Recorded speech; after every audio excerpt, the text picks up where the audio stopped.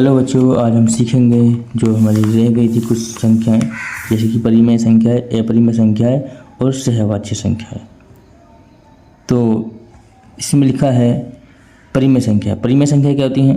वे संख्याएं जो P/Q के रूप में या बटे के रूप में लिखी जा सकती है, परिमेय संख्या कहलाती है। मतलब वे संख्याएं जो बटे के रूप में लिखी जा सकती हैं, जिसको हम बटे के रूप में लिख सकते हैं, जैसे कि 1 2 3 4 5 और वैसे डेट है अनंत तक, वैसे 0 1 2 3 4 5 ऐसी डेट है अनंत तक।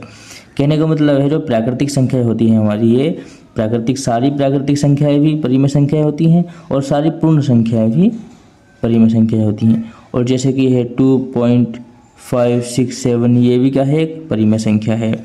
और 2.56789 कुछ भी कितनी भी संख्या इसके आगे हों वो सारी क्या है, परिमेय संख्या होती हैं। अंडर में 81 भी परिमेय संख्या होती है और अंडर में 36 भी परिमेय संख्या होती है, अंडर में 9 भी परिमेय संख्या होती है। मतलब ऐसी संख्याएं देखो ये परिमेय संख्याएं क्यों हैं?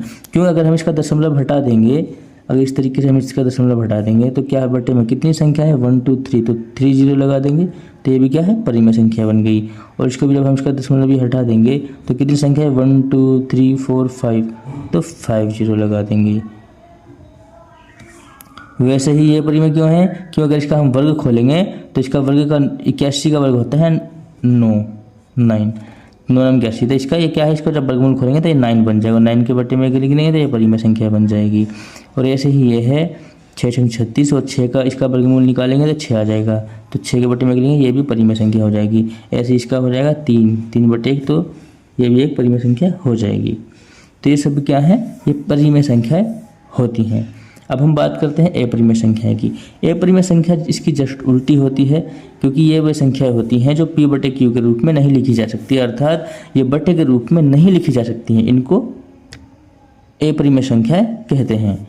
ये बटे के रूप में नहीं लिखी जा सकती, इसको इसलिए इनको अपरिमेय संख्या बोलते हैं। जैसे कि अंडर में 2, अंडर में 3, अंडर में 5, अंडर में 7, अंडर में 6। और पाई को भी अपरिमेय बोलते हैं। और पाई का मान 22/7 होता है, लेकिन ये पूर्ण मान नहीं होता, इसलिए इसको अपरिमेय संख्या बोलते हैं। अब जैसे कि ये है 2.5678 और इसके आगे क्या देखो, डैश लगा हुआ है, मतलब कि लिमिट नहीं है, पता नहीं आगे कितनी संख्याएं हैं, तो इसलिए इसको दशमलव हटा करके नीचे 0 नहीं लगा सकते, इसलिए ये अपरिमेय संख्या है। वैसे ही ये है पॉइंट के बाद संख्या लिखे, संख्या के बाद डैश आ रहा है, तो ये भी क्या है, एक अपरिमेय संख्या है। क्यों? क्योंकि इसको दशमलव हटा कर हम 0 नहीं लगा सकते। क्यों? क्योंकि पता नहीं आगे कितनी संख्याएं हैं। तो इस तरीके की क्या है, इस तरीके से डैश अगर हम करें तो अनंत तक इस तरीके की संख्या कई संख्या होती हैं। नीचे देखो हमारी सहभाज्य संख्या है।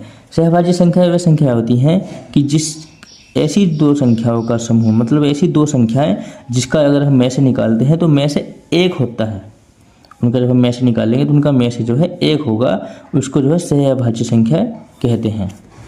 तो सहभाज्य संख्या कहते हैं जैसे कि 5 और 6, 7 और 8, 2 और 5, मतलब ऐसे डैश अनंत तक होता है। अब ये कैसे देखो, अगर हम यह संख्या है 5 और 6, अगर हम इनका जो है HCF निकालते हैं तो अगर ये देखो पहले 2 से काटते हैं, लेकिन 2 से नहीं कटेगा, 3 से नहीं, 4 से नहीं, 5, तो 5 से कटेगा, 5 का 5 और ये कटेगा जी 2 से, 2 3 6 और 3 निकल 3। देखो इन दोनों में जो कॉमन आ रहा है, 5 का कॉमन क्या है, 5 × 1 और 6 का कॉमन है 2 × 3 × 1। अब देखो इसमें जोड़ा क्या बन रहा है, इसमें कोई जोड़ा नहीं बन रहा, सिर्फ एक जोड़ा बन रहा है।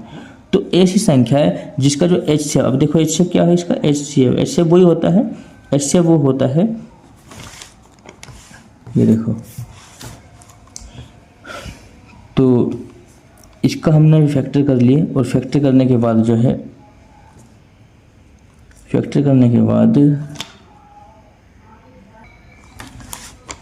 ये देखिए इसका HCF क्या है, 1 आया है, तो इसलिए ये क्या है, सहभाज्य संख्या। वैसे अगर हम 8 7 और 8 का करेंगे, देखो 7 और 8 का हम करते हैं तो 7 बन जाए 7, 2 4 जाए 2 2, ये देखो, तो 7 का क्या है, 7 × 1 होगा और 8 का क्या आ जाएगा, 2 × 2 × 2। अब देखो 2 × 1, तो ये देखिए यहाँ इसमें किसका जोड़ा किसका बन रहा है, सिर्फ 1 का बन रहा है, तो मैं से क्या हो गया, तो मैं से जब 1 का जोड़ा बन रहा है तो मैं से क्या हो गया इसका, मैं से हो गया 1। तो इस तरीके से ये जो है क्या है, एक सहअभाज्य संख्या होती है। और ये जो है एग्जाम में भी काफ़ी बार बहुविकल्प में पूछा जाता है।